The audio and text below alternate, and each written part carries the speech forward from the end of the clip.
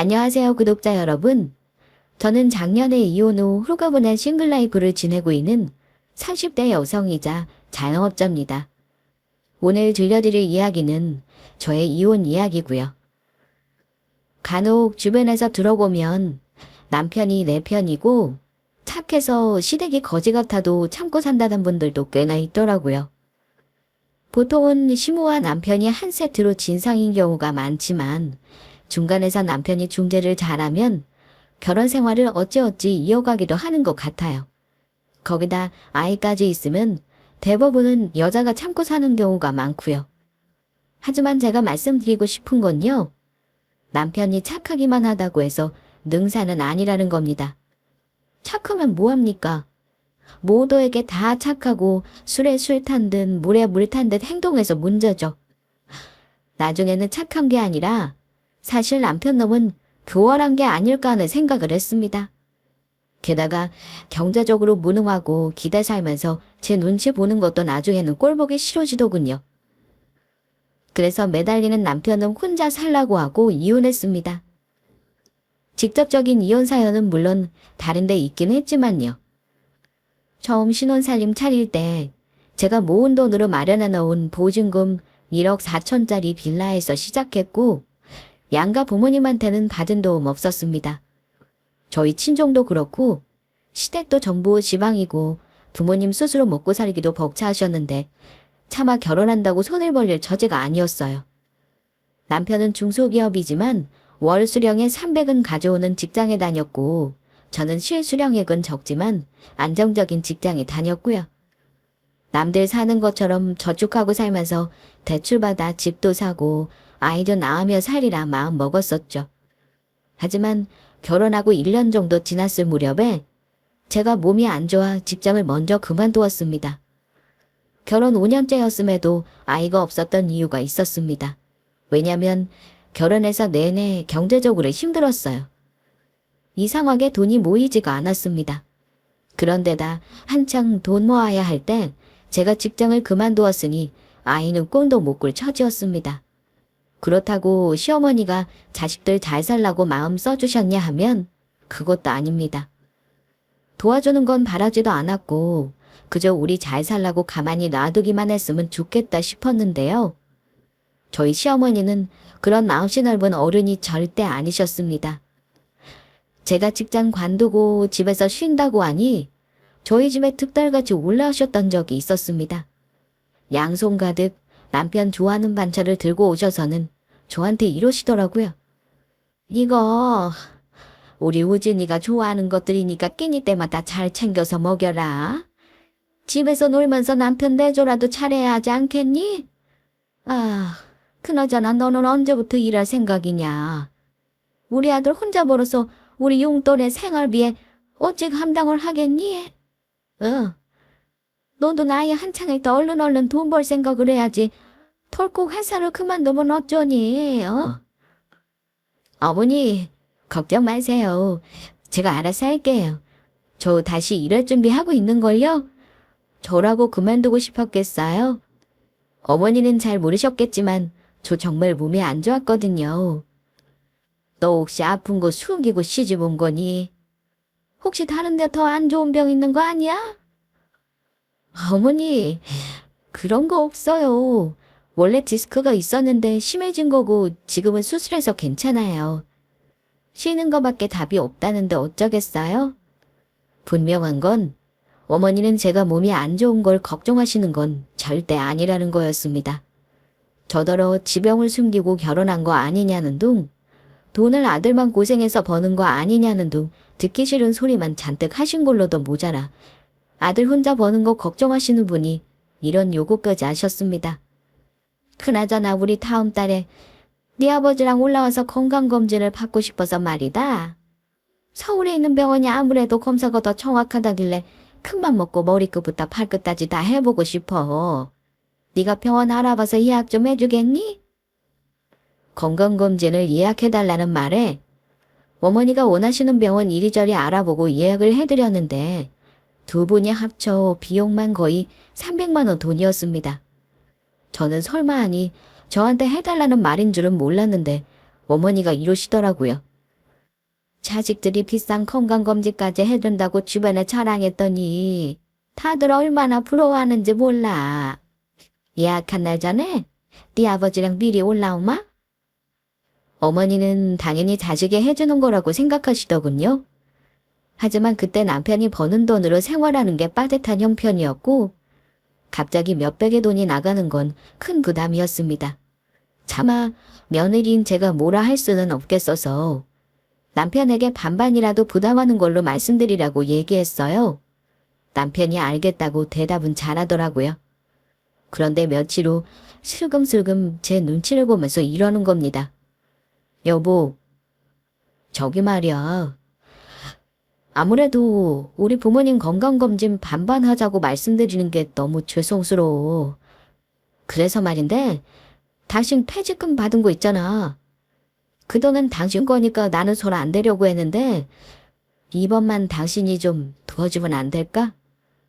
내 월급에서 목돈 나가면 우리 생활도 너무 힘들어질 것 같아.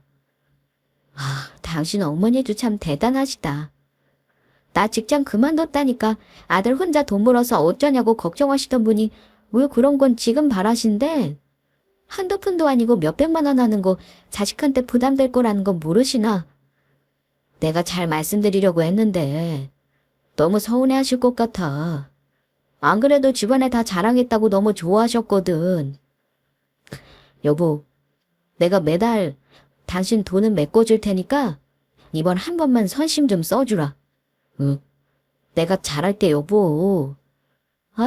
내가 도저히 맘 편히 살 수가 없다. 얼른 일을 하든지 해야지. 애초에 나 퇴직금 말하시고 목돈 드는 거 해달라 하신 거 아니야. 아니야. 내가 할부로라도 해드릴까 했는데 할부로 해봤자 어차피 다 빚이잖아. 그래서 당신한테 부탁하는 거야. 여보, 이번만 효도한다 생각하고 해줘. 우리 부모님도 당신한테 고마워하실 거야. 남편이 하도 사정하길래 손 안 대고 있던 퇴직금으로 부모님 건강검진 300만 원이 넘는 비용, 온갖 비싼 검사까지 다 해드렸습니다. 그런데 고맙다는 말 한마디요? 저는 한 번도 못 들었네요. 돈은 제가 썼음에도 어머니는 아들 덕에 호강한다는 말만 수십 번 하셨고 주변에도 아들 자랑만 하시더라고요. 누가 들으면 아들이 버는 돈으로 해주는 줄 알았을 겁니다.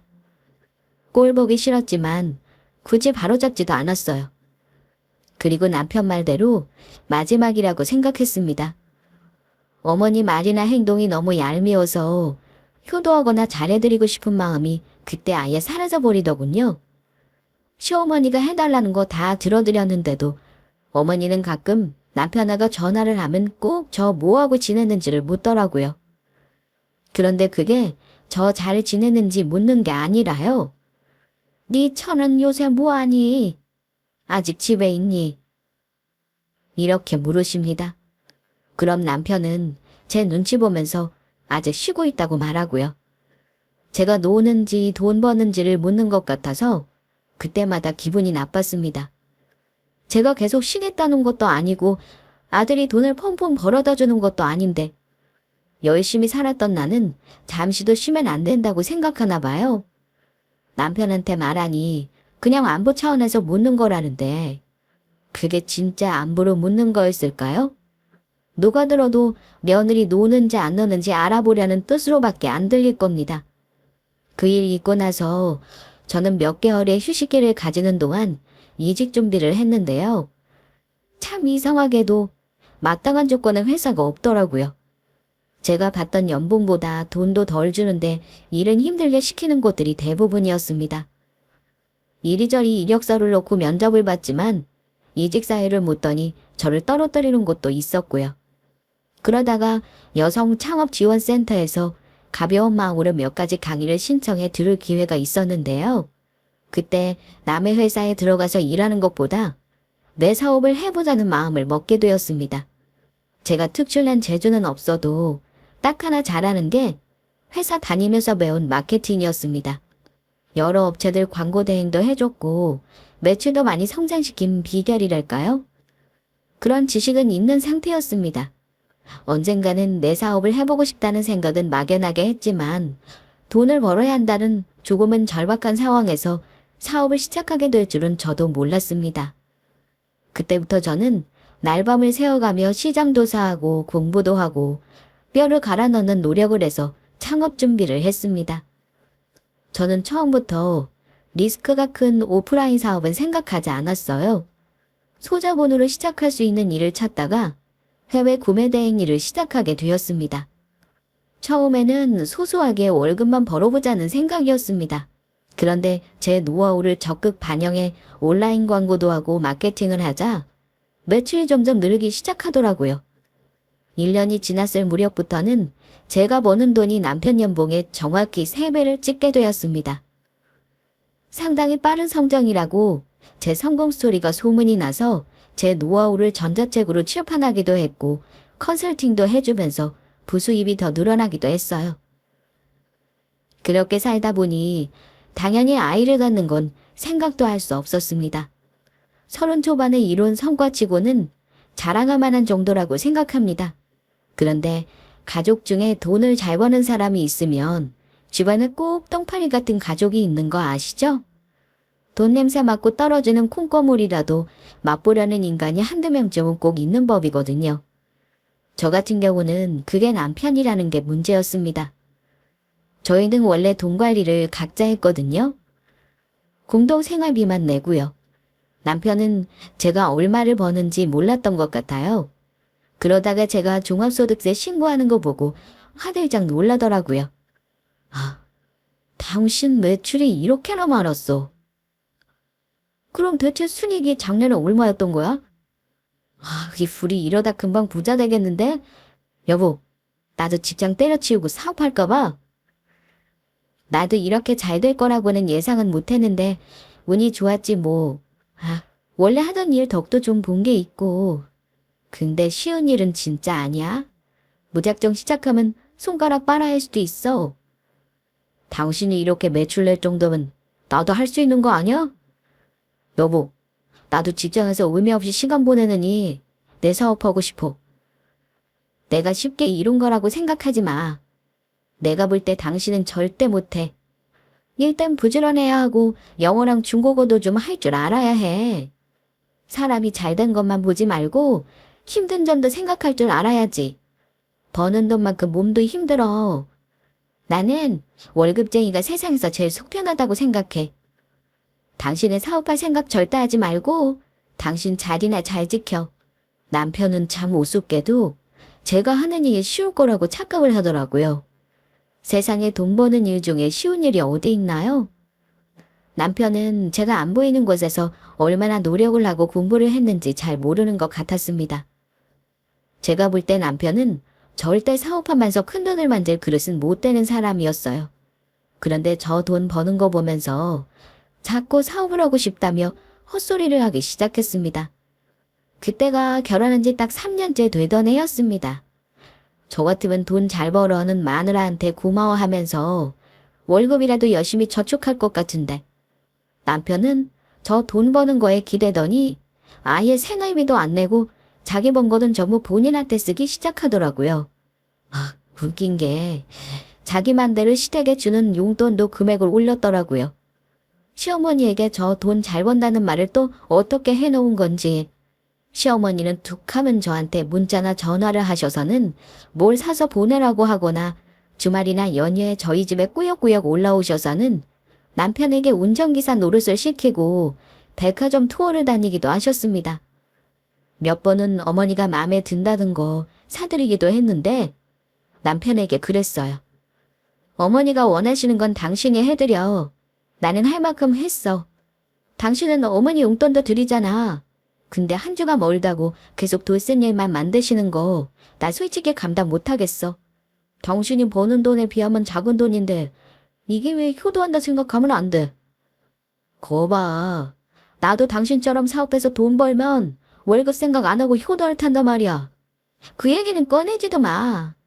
아무 준비 없이 회사 그만두고 사업했다가 실패하면 빚더미에 올라앉는 거 한순간인 거야. 당신이 경험이 없어서 쉽게 생각하는 거라고.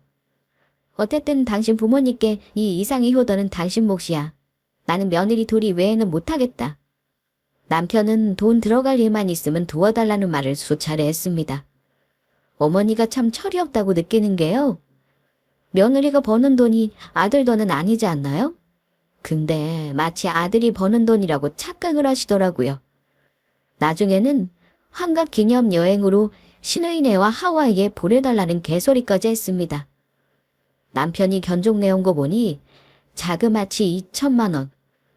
신의는 보태는 거 하나 없이 자기 애들까지 데리고 가고 싶다고 난리고 막상 가족여행이라는데 저는 포함시키지도 않았더군요. 그 꼴 보면서 정말 완전 정 떨어졌습니다. 이 집에서 나는 그냥 호구인 건가? 이런 생각이 들 수밖에 없었습니다. 그래서 저는 보태지 않았으니 알아서 하라 했죠. 요즘 환갑 챙기는 어르신들이 있나? 내 주위에서 환갑 챙기는 분은 나 어머니밖에 못 봤어. 대부분 식구들끼리 식사 함께 하고 마는 거 아니야? 글쎄, 난 모르겠다. 어머니의 욕심이 너무 과하신 것 같아. 뭐 내가 말릴 일은 아니지. 어머니가 정 가고 싶다고 하시면 당신 돈으로 보내드려. 그 돈 설마 나한테 대라는 건 아니지. 제가 말했더니 남편도 양심은 있었나 봐요. 대답을 못 하더라고요. 어머니 속내야 뻔하죠. 환갑이라는 명분만 들어서 자식들 액세서리처럼 데리고 다니며 아들 내외, 아니 정확히 말하면 제 돈 쓰고 싶어서 안달내시는 거요. 2천만 원 경비 어디서 나오겠어요? 전부 제 주머니에서 나가는 거 뻔히 아실 텐데 참 대단하다 싶었습니다. 그래서 남편에게는 돈 못 대준다고 못 박아두고 모르는 척 했습니다. 실제로 그즈음 한창 바쁘기도 했고요. 근데 어머니가 삐치셨는지 여행 문제로 남편을 들들 볶다가 나중에는 저한테까지 전화해서는 이런 말을 하는 겁니다. 너는 네 부모가 여행 보내달라고 해도 돈 못 보탠다고 딱 차를 셈이냐. 행여 시어미가 이런 말 하는 거 여행 안 보내준다고 너한테 감짜 놓는 거라고 왜 말어라. 아들이 능력이 안 돼서 못 보내준다고 속상해하는 게 나도 서운해서 하는 말이야. 너는 돈 좀 벌기 시작했다고 네가 평균을 그렇게 죽여야 쓰겠니? 내가 보기엔 너는 돈 버는 거 말고는 아무것도 하는 게 없잖아. 어머니가 속내를 말하시길래 저도 하고 싶은 말을 질러버렸습니다. 어머니, 우리 결혼할 때 도움 주신 거 하나도 없는 거 아시죠? 근데 3년 내내 어머니랑 아버지한테 들어간 돈 얼만 줄 아세요? 남편한테 받은 용돈까지 합하면 거의 직장인 월급만큼 가져가신 거예요. 그렇다고 제가 며느리 도리를 안 한 것도 아니고요. 근데 해도 너무 하시는 것 같아요. 대가족 2천만 원이 넘는 여행비를 아무 상의 없이 저더러 부담하라고 하면 세상 어느 며느리가 좋다고 하겠어요. 제가 무슨 떼돈 버는 줄 아시나 본데 저도 쉽게 버는 돈 아니거든요. 그런 소리 할 거면 저한테 하지 마시고 아들이 돈 못 버는 거 탓하세요. 그랬더니 어머니도 며느리 됐고야 할 말이 없으셨던 건지 며느리한테 이런 수모를 당할 줄 몰랐다고 화를 내시면서 전화를 끊어버리시더라고요. 남편이 어머니에게 전해 듣고는 저에게 한 번만 사과할 수 없겠냐고 빌다시피 했지만 그러거나 말거나 신경도 안 쓸 작정이었습니다.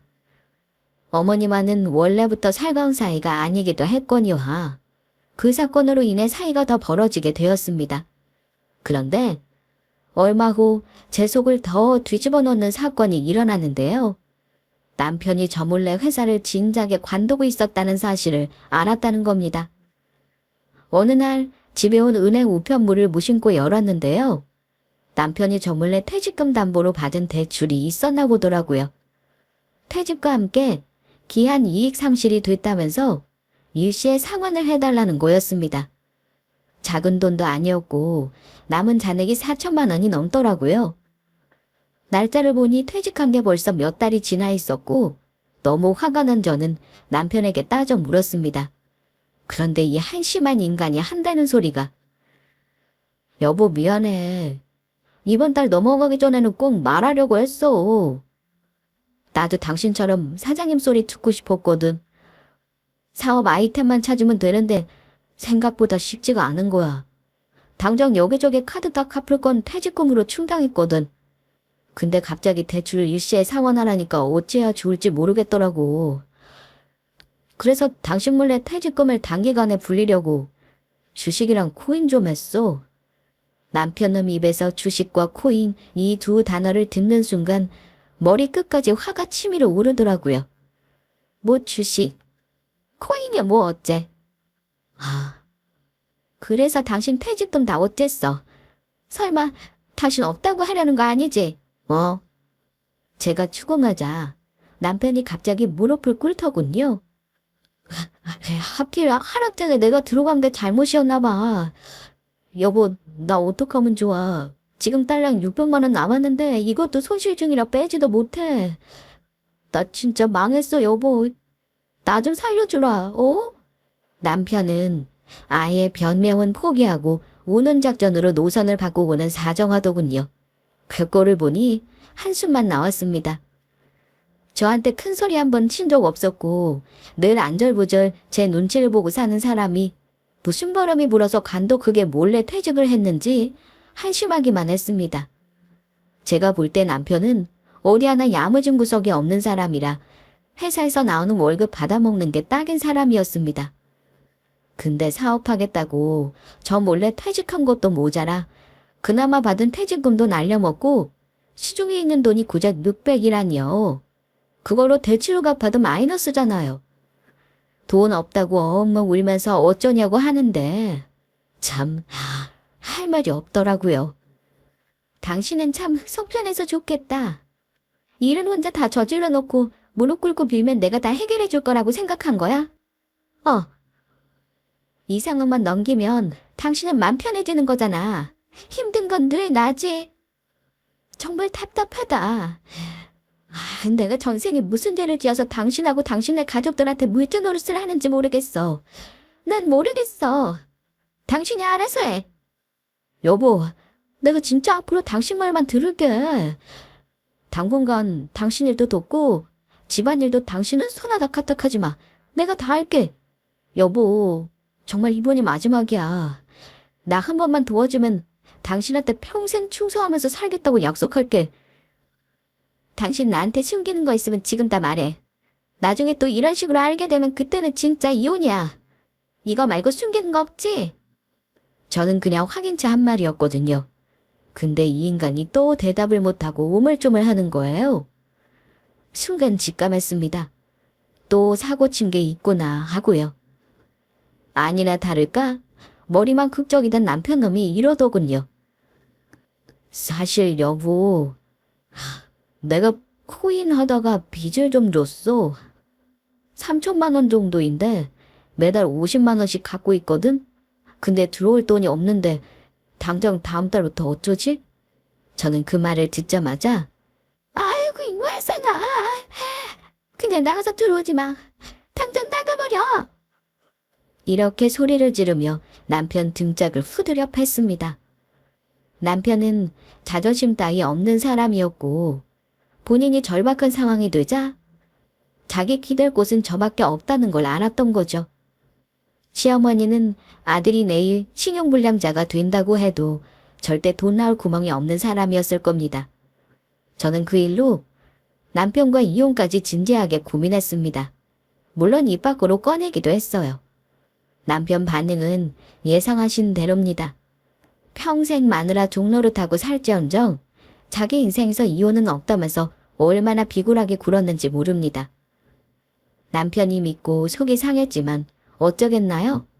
그래도 미혼하고 오나 내 남편이니 감수하고 마지막 기회를 줘야겠다 마음을 먹기로 했습니다. 친정 부모님도 제 얘기 들으시고는 마냥 이혼하라고 말씀은 안 하시더라고요. 당연히 부모님 세대는 이혼하면 인생 망치는 줄 아니까 그러시는 거 이해는 하죠. 남편은 능력은 쥐뿔도 없으면서 자상하기는 해서 자기 부모에게도 잘하고 저 모르게 우리 친정 부모님께도 연락을 자주 드리고 잘하긴 했습니다. 친정 부모님도 딸이 고생하는 거 이해하면서도 이서방이 악한 사람은 아니니 참으라고 하신 거고요. 그래서 제가 남편 퇴직금 담보대출 잔액은 갚아주었고 매달 나가야 하는 상환금도 도와주기로 했습니다.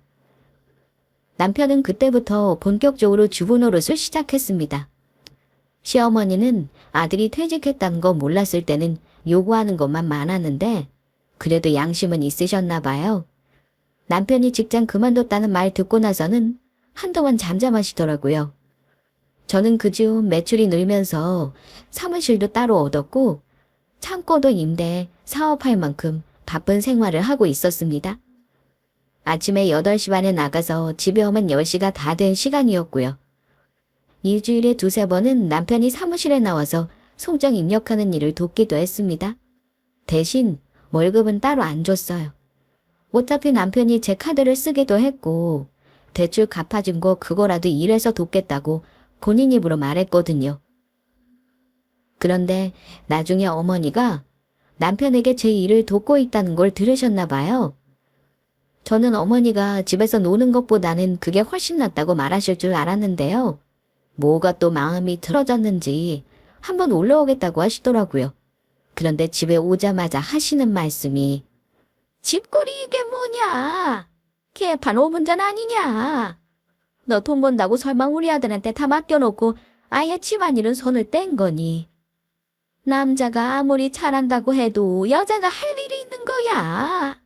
네가 돈 벌고 있다고 해서 그게 다라고 생각하지는 말라는 거야. 이러시는 겁니다. 저는 도무지 이해가 안 가는 게요. 자기 아들의 직장도 안 다니고 집에서 그러고 있으면 며느리한테 절대 큰 소리를 못 칠 것 같거든요. 근데 당신 아들이 저한테 무시당하고 살까봐 군기 잡는 건가 하는 생각이 들었습니다. 어머니, 저 돈 번다고 유세한 적 없는데요. 저한테 이런 소리 할 게 아니라 혼자 생계 책임지느라 고생 많다고 해주셔야 정상이죠. 저희 친정 부모님은 남편이 저래도 험담한 번 한 적 없으시고 맨날 우리 사이 하시는데 대체 저는 이 집에서 뭐죠? 너는 그냥 알겠다고 어른만에 대답 한 번 하는 게 그렇게 어렵니? 다른 게 유세가 아니라 네가 지금 이러는 게 돈 버는 유세야. 이제 어떨 거냐? 너 설마 우리 아들이 돈 못 버니 설마 용돈 안 보내겠다는 건 아니지? 그제야 알겠더라고요. 어머니는 남편이 직장에 안 다니니 받던 생활비가 끊길까봐 득달같이 올라오신 거였습니다. 어머니, 저 결혼할 때 넉넉하게 시작한 것도 아니고 이제야 살만해진 거 모르세요? 그나마 제가 벌어서 이만큼 일어놓은 거예요. 제가 남편보다 더 버니까 제가 버는 돈도 받아야 된다고 생각하시는데 저는 드릴 생각 없어요. 그럼 다음 달부터 우리 당장 병원비며 카드값은 어쩌라는 거냐? 계속 나 몰라라 하겠다는 거야? 저와 어머니 사이에 고성이 오가자 남편이 끼어들더라고요. 그래도 어머니 앞에서는 제 편에 서서 말은 했습니다. 엄마, 이제 그만하세요. 다음 달부터는 동생이랑 반반씩 보태던지 해야죠. 저 혼자는 이제 감당 못해요. 어쨌든 다 내 잘못이에요. 집사람 말 안 듣고 마음대로 회사 그만둔 것도 잘못이고 빚진 것도 잘못이에요. 그러니까 자꾸 이 사람 뭐라고 하지 마세요. 엄마가 저 힘들 때 도와준 거 아니잖아요. 엄마 아들 도와준 게 이 사람인데 왜 자꾸 우리 집사람을 못 잡아먹어서 안달이세요? 너 지금 엄마 앞에서 네 집사람 편드는 거니? 좋아. 알았다. 내가 다시는 네 집사람한테 뭘 안 하마. 그러니까 매달 주던 용돈이나 끊기지 않게 잘 얘기해. 어머니는 그렇게 엄포를 놓고 내려가셨습니다. 남편은 어머니 가신 뒤로 우리 살기 바쁘니 신경 쓰지 말라고 하는데 시부모 둘이서 왜 그리 헛물을 켜고 며느리 버는 돈을 못 가져가서 안달인지 너무 싫었습니다. 친정 부모님 제가 드려도 받지도 않으시는데 너무 비교되더라고요. 원래 시댁을 자주 오가는 편은 아니었지만 그날 이후로는 아예 명절이고 뭐고 남편만 보내버릴까 생각이 들 정도로 어머니가 싫어졌습니다. 물론 제 주머니에서 시댁으로 나간 돈은 없습니다. 남편에게 알아서 하라고 했어요. 그런데 그 일 있고 나서 추석을 한 달 앞둔 시점에 더 황당한 사건이 일어났다는 겁니다. 나름 건강을 자부했던 시아버지가 갑자기 대장암 진단을 받으셨습니다. 검사를 해보니 서울 큰 병원에서 수술을 해야 하고 항암도 해야 한다고 하시더라고요. 물론 생명이 달린 문제라 갑자기 암 선고 받으셨을 때는 저도 놀랐고 온 가족이 다 놀랐습니다. 그런데 다행히 극초기라 수술하면 일상생활이 가능하다고 하기에 다행이라고 생각은 했어요. 남편은 부랴부랴 대학병원에 아버지 치료를 예약하고 아버지를 모시고 여러 번 병원을 오갔습니다. 자기 아버지니 당연히 본인이 해야 할 일이었고요. 그런데 아버지가 남편에게 안성에서 서울 왔다 갔다 오가는 게 너무 힘들다고 수술하고 회복할 때까지는 우리 집에서 지내고 싶다고 얘기를 하셨나 봐요. 하지만 문제는 아버지가 지내고 싶다고 한 기간이 한두 달이 아니었다는 겁니다. 아버지는 항암을 하는 내내 어머니보다는 자식 며느리에게 수벌을 받기를 원하셨던 것 같아요. 저에게 직접적으로 말씀하시기를 너희는 아직 애도 없고 형편도 넉넉하니 너희 신세를 지는 게 마음이 편할 것 같다.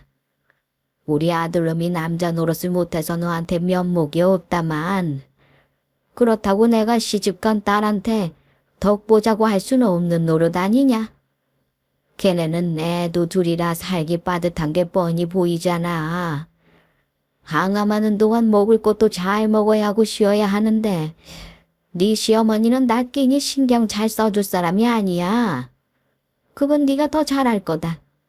딱 1년 정도만 너희랑 같이 살았으면 한다.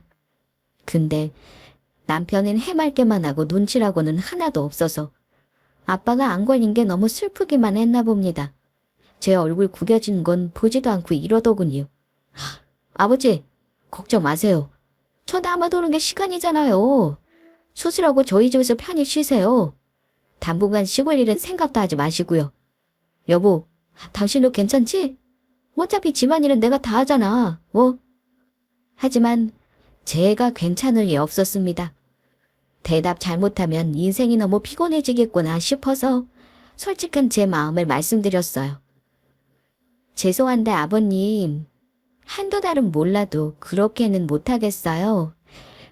아버지 암이 심각한 것도 아니고 초기인데 수술하고 항암만 끝나면 관리는 어머님 도움 받으시면서 하셔야죠. 왜 저랑 남편한테 아버님 건강관리를 떠넘기려고 하세요.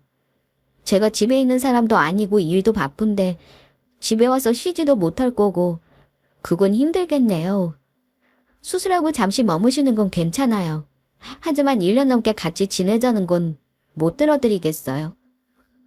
이렇게 거절해서 죄송해요. 그렇지만 며느리가 불편한 입장도 이해 좀 해주셔야죠. 그러자 제 대답을 들은 아버지는 고집도 부리지 못하고 불그락 푸르락한 얼굴로 냉수만 몇 컵을 들이켜시더군요.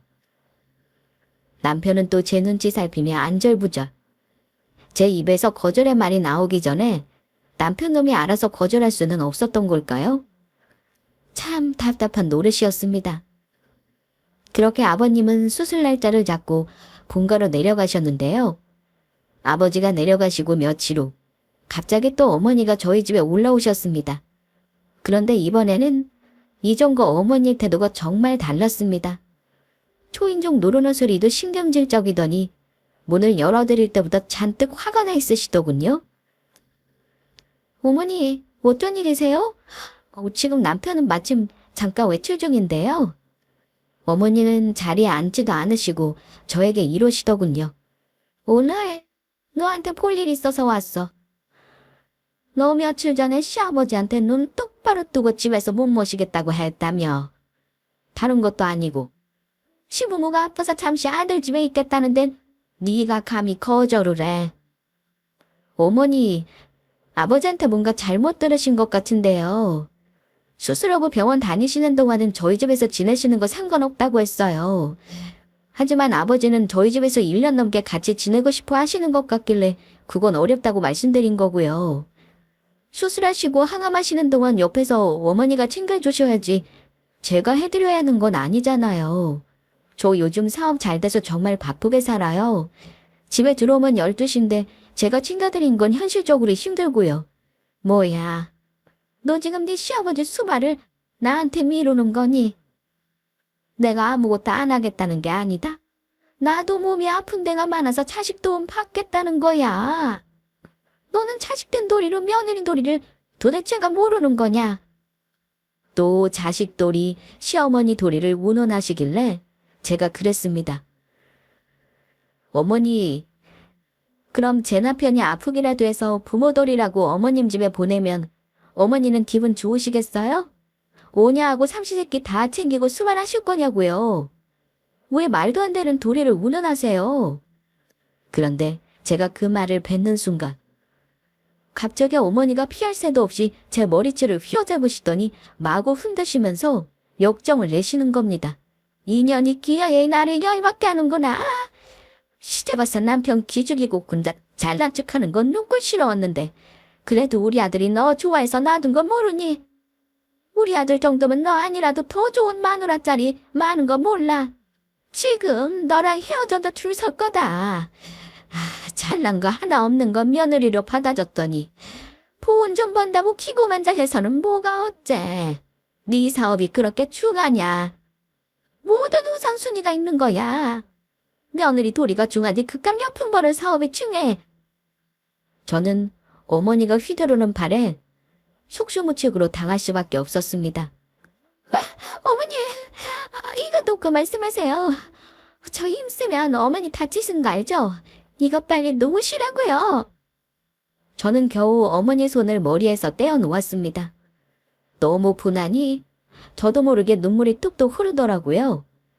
어머니 손아귀는 제 머리카락에 한 움큼 들려 있었는데 그거 보니까 뭔가 정신이 번쩍 들면서 도저히 안 되겠구나. 이 집안은 구제불능이다 하는 깨달음이 왔습니다. 어머니, 지금 제 머리채 잡으신 건 책임지셔야 할 거예요. 저 며느리 노르시고 뭐고 다 때려치울 건데 그렇게 알고 나가세요. 무능력한 어머니 아들도 싫고요. 이 집안은 호구 잡혀 사는 거 더 이상 안 해요. 지금 감히 시어머니 앞에서 이혼하겠다는 거일. 그때 마침 남편이 집에 들어오는 소리가 나더군요. 어머니와 저의 심상찮은 모습을 본 남편은 놀라서 먼저 어머니에게 언성을 높였습니다. 어머니, 이번에는 또 뭐예요? 설마 어머니 이 사람한테 손 찍어 마셨어요. 그래, 네 마누라 며느리 도리 좀 가르치느라 머리 좀 뜯어놨다. 근데 기어코 너랑 이혼까지 하겠다는구나. 대체 너 왜 이러고 사니? 그러자 남편은 마른 세수를 몇 번 하더니만 엄마, 제발요. 저 지금 이 사람이랑 이혼하면 거지예요. 이 사람이 저 생각해서 어머니한테는 말 안 했나 본데 저 이혼하면 길바닥 나 앉아야 한다고요. 대체 그게 무슨 소리야? 너도 그동안 열심히 벌었는데 왜 그런 말을 하는 거니? 그때 제가 세게를 박았습니다. 어머니 잘난 애들 반납할 테니까 이제부터는 알아서 책임지세요. 잘난 아들 빚쟁이 돼서 제가 다 갚아주고 있는데 대체 누가 누구더러 기고만장하다고 하시는지 모르겠네요. 이제는 어머니가 알아서 갚아주세요. 충분히 능력 있으시잖아요. 힘들 것 같으면 사는 집이라도 파시던가요. 시아버지 수술비며 병원비 덤떡이 쓰는 거 싫어서라도 저 이혼해야겠네요. 그 돈 또 갖다 바치느니 천하의 나쁜 며느리 기꺼이 되드릴 테니까 주변에 다 말하고 다니시지 그래요. 그랬더니 조금 전까지는 기세등등하던 어머니 얼굴이 당황하는 얼굴로 바뀌더군요. 그러더니 남편에게 물으셨습니다. 대체 빚이 얼마길래 그래? 얼마나 대단한 돈을 갚아주길래 너 이러고 사는 거냐? 그러자 남편이 코인비 3천에 제가 퇴직금 담보대출도 제가 3천 넘게 갚아준 걸 말하더군요. 원래 시어머니가 돈 앞에서 굉장히 약한 사람이거든요. 그 말을 듣더니 사색이 되더라고요. 대세전환이 그렇게 빠른 사람은 생전 처음 봤습니다. 갑자기 남편에게 더 크게 화를 분출하시는 겁니다.